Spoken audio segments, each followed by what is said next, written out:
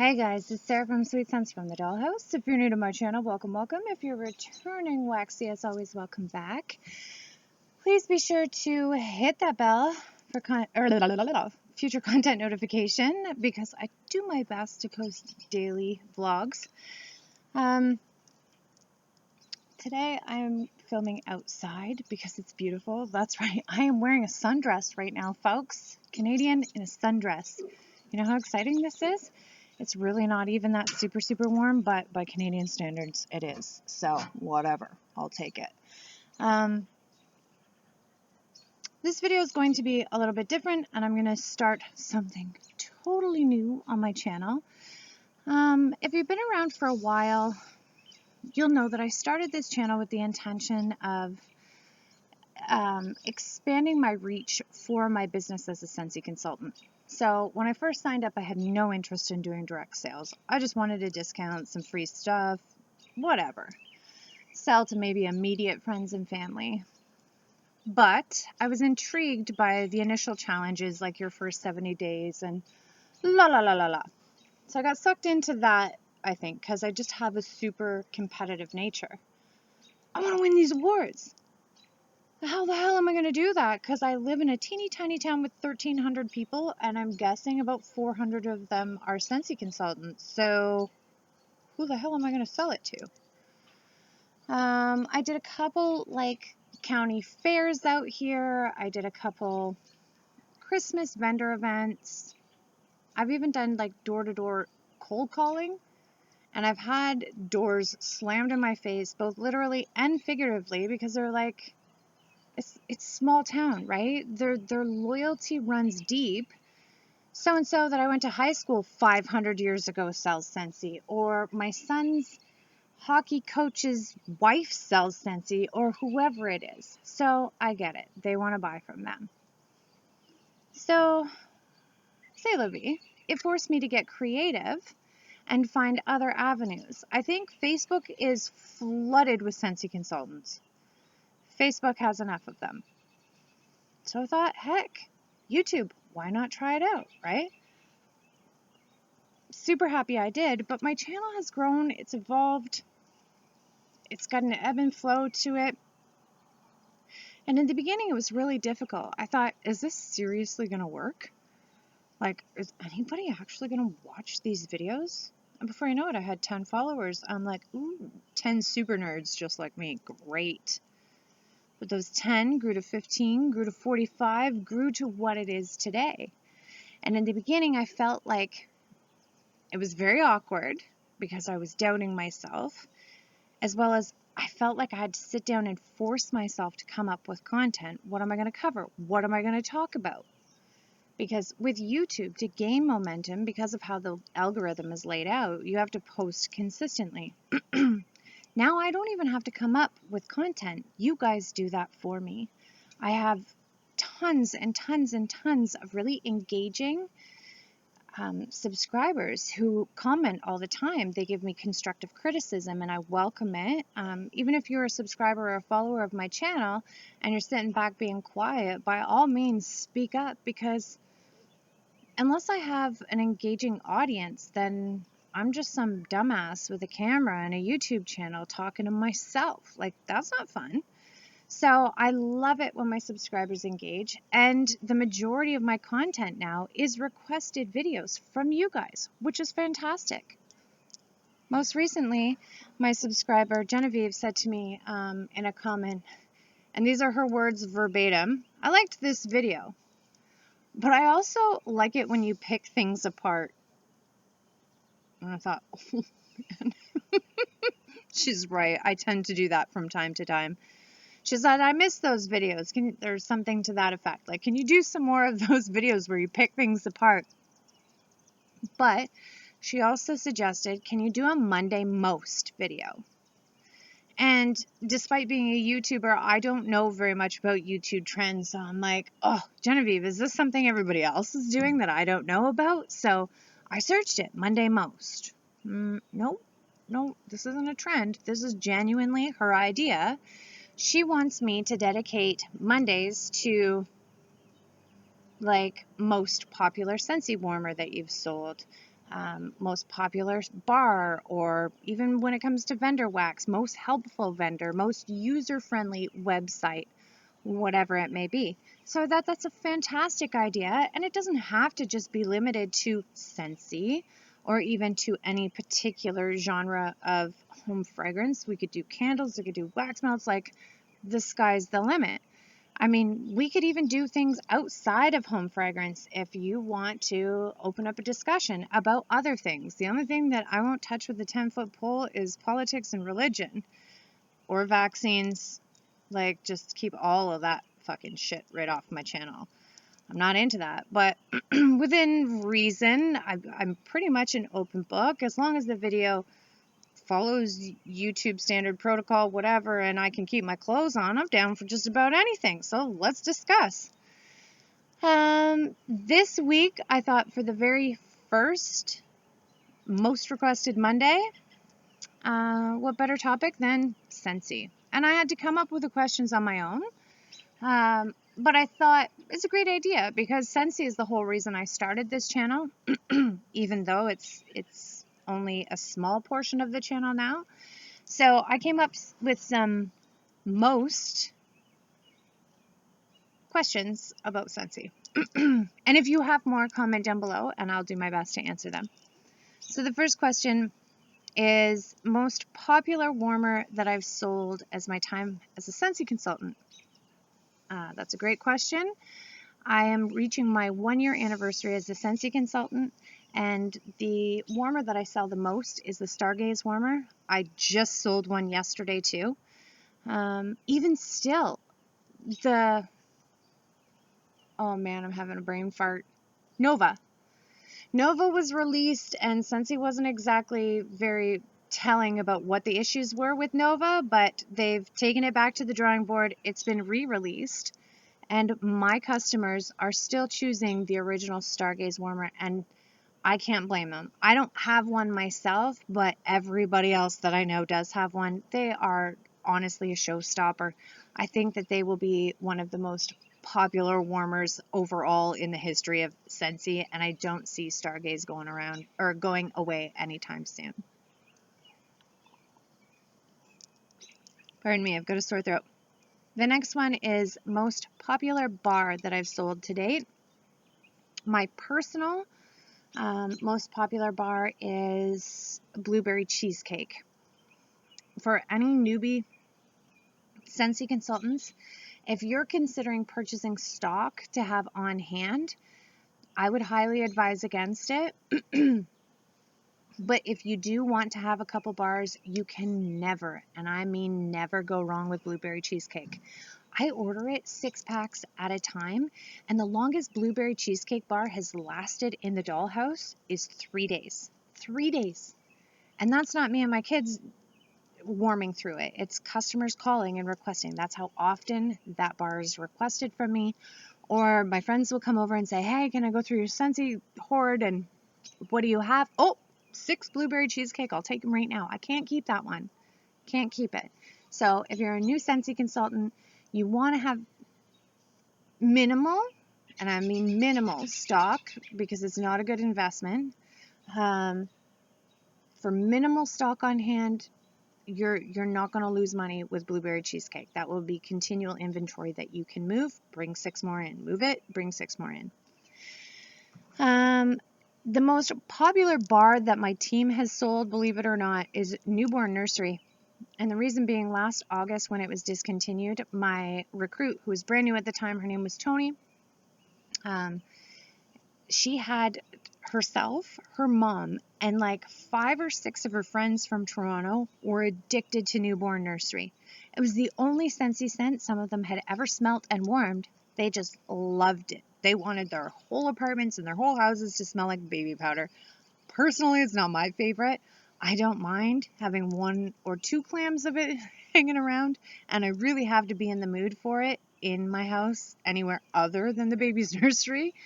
But for whatever reason, Tony and her whole fam jam and close-knit friends loved that. They were ordering Newborn Nursery in the month of August, 56, 42 bars at a time. Like, And one was like, I have $380. How many newborn nursery Scentsy bars can I get?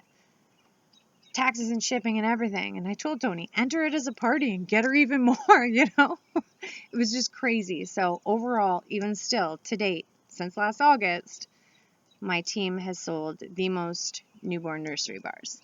The most popular size bulbs that I sell is a 25-watt bulb. Again, another little tip for newbie Scentsy consultants, having bulbs on hand is a really, really, really nice thing to do for your local customers. Even my friends and family, right? They'll call me and say, hey, shit, Sarah, oh, by the way, my bulb is burnt out, my Scentsy warmer.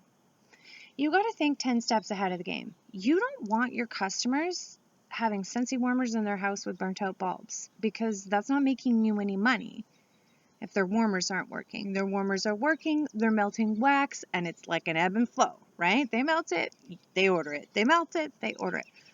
Bulb burns out, and that's like stagnant, stopped. Your income is not coming in that month for orders, right?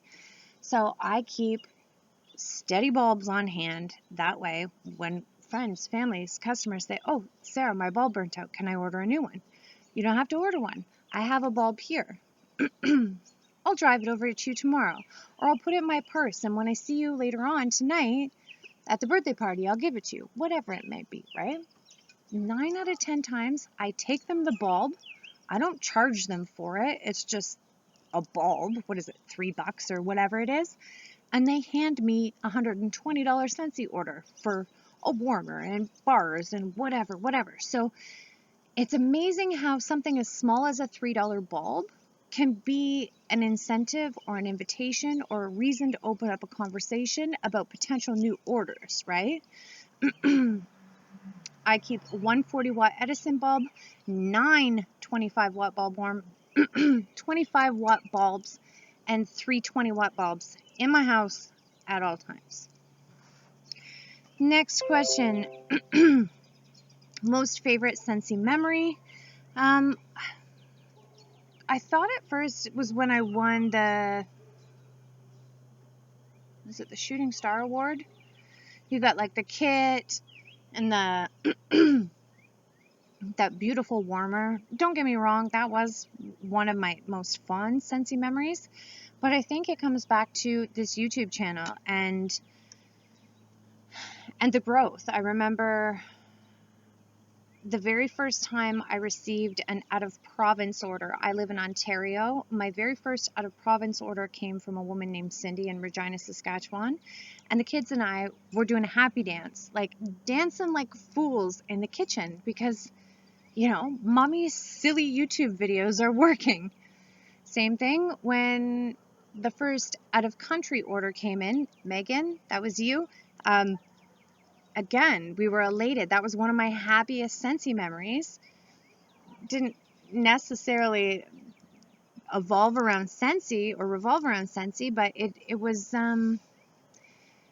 just proof that the YouTube channel was working and I had successfully extended my reach and was now getting to have customers from far and wide, right? So I guess those two were some of my favorite Scentsy memories. Most annoying thing Scentsy customers can do. This is hard, and don't get me wrong, these are very few and far between. I've only ever had one customer order a bunch of stuff that I paid for in advance, and she stiffed me on the order. Like, she never came to pick it up. She dodged my calls, like, whatever. Clearly, she couldn't afford to pay for it, or whatever her reasons would be. She changed her mind. That's annoying when customers stiff you like that.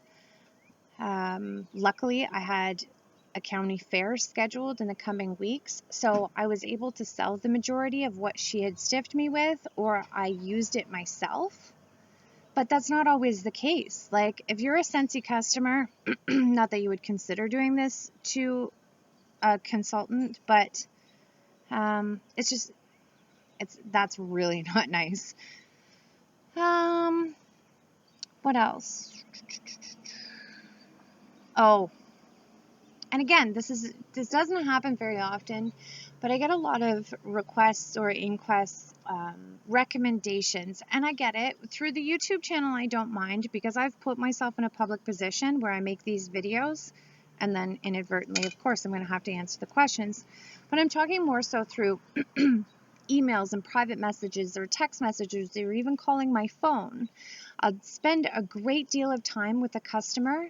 You know, I used to melt Scentsy 10 years ago, and this is what I liked back then. Do you have anything similar now? And I'll go through a bajillion different options and tell them the pros and cons to different warmers, and I spend a great deal of time with them.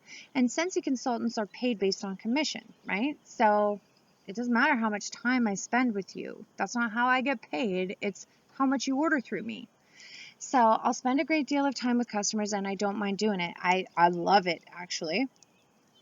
But then, you know, crickets, nothing. So I say, hey, you know, just curious if you decided if you want to go through with it and order those items or whatever. And I hear nothing. I love it.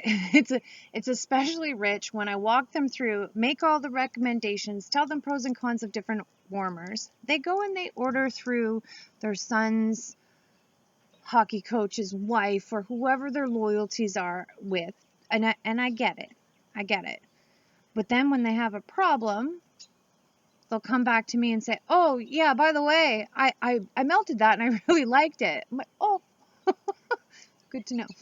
You know what I mean?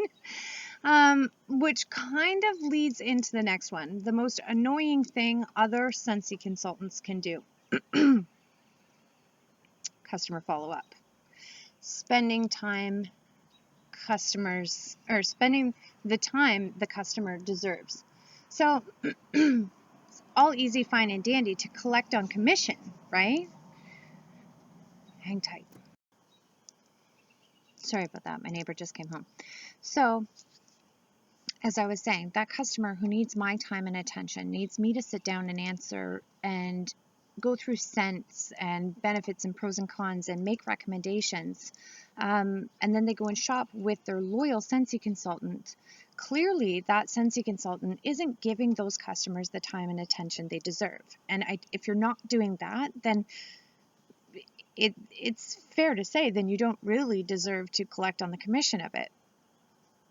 I think the other most annoying thing Scentsy consultants do in the same regard is ghost their customers. If you collect the commission on the sale, when something goes wrong and that customer needs a return or an exchange, or even some of the most basic things that I've run into that customers aren't being explained or aren't having the warranties explained to them correctly, you know, those are all key parts of doing your job as a Scentsy consultant. So I would definitely have to say that that's the most annoying thing I've run into that other consultants tend to do. Or my biggest pet peeve is when Scentsy consultants hate on one another, because Scentsy's got this like cool like fam jam vibe going on. We're a family owned and operated company, and it's the Scentsy family and the family store and the family this and the family that. Some of the things that I've observed, again, I haven't been a part of it, but I've heard through third party or other people sharing their experiences with me, you know, certain Scentsy consultants really rip on other Scentsy consultants, and it's totally not necessary. Turning one another into compliance and all of that stuff, it very much reminds me of like children on a schoolyard that need, you know, the recess supervisor to come in and break it up. Like, grow up, and if this is supposed to be like a family or a sisterhood, treat each other as such. I know, you know, to me, family is everything, and I don't go snitching on the people that I love. So if I could change that about Scentsy consultants, that would be it. And not all of them are like that, don't get me wrong. What was the next question? Oh, most common newbie mistake, and including I have made personally myself. When I first became a Scentsy consultant and that beautiful kit came in, I still have that original box. I wanted all the products out of it. I didn't pay attention to all the paperwork most important being compliance. That is the most common newbie mistake, is not adhering to compliance, not understanding compliance as well. New consultants, including myself, get caught not adhering to compliance. And when I did it, I wasn't trying to be malicious. I wasn't trying to be a cheat. I wasn't trying to get one up on my Sensi sisters and brothers. I was ignorant. I didn't read the book. I didn't realize that I was in violation of the standards that Sensi sets forth to keep even playing grounds for all Sensi consultants. So I think that that's the biggest newbie mistake that I've made myself, as well as I've witnessed. And again, if you're a senior Sensi consultant, please don't rip on newbies. You can say to them in private message, if you see them on Facebook advertising something that they shouldn't be, or, if their message could be misconstrued as advertising stock or whatever it is, you don't have to call them out and screenshot it and send it to compliance like a snitch. Don't do that. Just message them privately and say, hey, I know you're new, but, can I make some suggestions? Don't attack them privately. Think about how you say it and come at it from a seasoned consultant's perspective. Hey, let me help you out. I understand what you're trying to do, and I know you're not trying to get a leg up, but if you just change the words a little bit or do it this way, you'll remain in compliance and the other snitches won't turn you in, right? So be the bigger person and they'll thank you for it. I know that as a newbie, when I made those mistakes, I really wish somebody had taken me under their wing and said, Sarah, hello, where's your fucking books? Read it and follow it. Next. Thing I love the most about Sensi. Holy Hannah, I have to wrap up this video because I'm losing light. So the thing I love the most about Sensi, my Sensi journey has, it's funny. When you first become a consultant, they tell you to make your top 100 list, which I've exceeded a million times over for sure. And then they tell you to write your Sensi story. I have to this day never written my Sensi story because I don't know. I don't know that I have a Sensi story. I think Sensi served a purpose. I think it was a catalyst into something that I never really explored on my own, or it was like a, yeah, I guess that's what it was. It was a catalyst to start this YouTube channel. My Sensi story was just the beginning, and now this channel has evolved and has taken on a life of its own. I think that's what I love the most about Sensi, because not only is this a wicked hobby, I have so much fun making these videos, doing these hauls. It's always been a passion of mine, and now I have the opportunity to meet some of the coolest people. Who knew that those first 10 little freaks, nerds like me, watching my videos would grow to 400 like-minded people? And some of the relationships that I've established through this wax channel. I mean, it's crazy. My friends Cindy and Marissa out in Regina, Saskatchewan, talk to them all the time. I know what's going on in all their little lives, and Marissa's a teacher and she talks to me about her job, or her husband's in insurance and I have a problem with my car and she's like, hey, let me know what's going on and I'll see if the hubby can help you out. Really? I've never met these people in my life. My friend Michael from England, who is a Sensi consultant as well, he's getting married this fall. I'm like, what do you mean you're getting married? I want details. How dare you? Tell me what's going on. What are the colors going to be? And what's the theme? And da-da-da-da-da. I get all excited. A man I've never met before.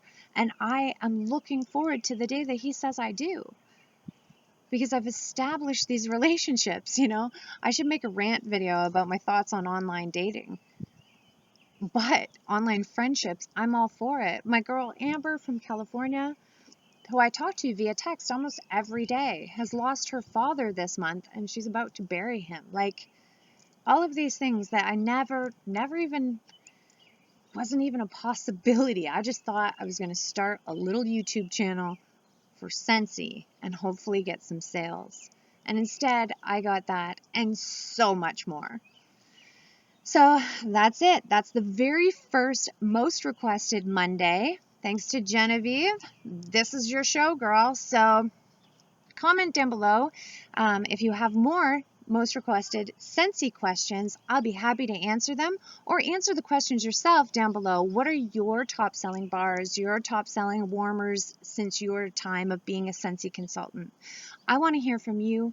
Also, comment down below. I need theme ideas for next week's most requested Monday, as well as what questions you would like me to answer.